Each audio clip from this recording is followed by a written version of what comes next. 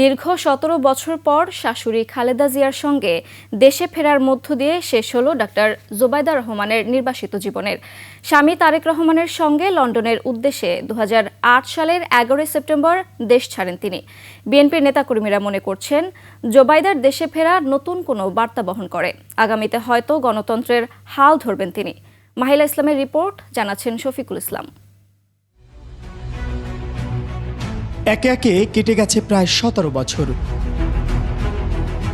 Doctor Zubaida Rahman বাবা মা ও দেশের মাটি ছেড়ে স্বামী সন্তানকে নিয়ে পাড়ি জমিয়েছিলেন সুদূর লন্ডনে। ২০০৮ সালের ১১ সেপ্টেম্বর জ্ঞাত আয়বহির্ভূত সম্পদের অভিযোগে তারেক রহমান তার সহধর্মিণী ডাক্তার জোবাইদা রহমান ও শাশুড়ি সৈয়দা ইকবাল মান্থ বানুর বিরুদ্ধে কাফরুল থানায় মামলা করে দুর্নীতি দমন কমিশন। ২০২৩ সালে মামলার রায়ে আদালত জোবাইদা রহমানকে ৩ বছরের কারাদণ্ড ও ৩৫ লাখ টাকা অর্থদণ্ড দেয়। তবে ২০২৪ সালের ৫ আগস্ট ছাত্র জনতার অভ্যুত্থানের পর রাজনৈতিক পট পরিবর্তনের পর আদালতের দেয়া সাজা মওকুফ করা হয়। বিকেলে রাজধানীর পান্থপথে স্কয়ার হাসপাতালে অসুস্থ মাকে দেখতে যান তিনি। ধানমন্ডিতে বাবার বাসায় অবস্থান করবেন জোবাইদা রহমান। এছাড়াও মায়ের সঙ্গে থাকবেন বলে জানা গেছে।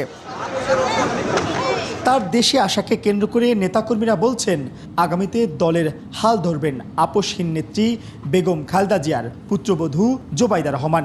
জোবাইদা রহমানের মতন একজন সুশিক্ষিত একটা ভদ্র পরিবারের মেয়ে যদি বাংলাদেশের রাজনীতিতে আসে, তাহলে সেটা বাংলাদেশের জন্য হবে খুবই সৌভাগ্য। উনি রাজনীতির মাঠে আসবেন কি আসবেন, এটা আসলে দলের সিদ্ধান্ত, ওনার পরিবারের সিদ্ধান্ত।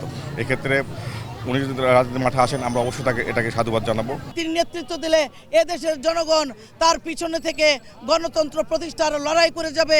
বেগম খালেদা জিয়ার জ্যেষ্ঠ পুত্রের পুত্রবধূ হিসাবে উনিও আমাদের একটি আবেগের জায়গা। যদি রাজনীতিতে আসেন, আমরা বিনা বাক্যবে তাকে খুশ আমদেদ জানাবো। জোবাইদা রহমানকে আমরা রাজনীতির মাঠে দেখতে চাই।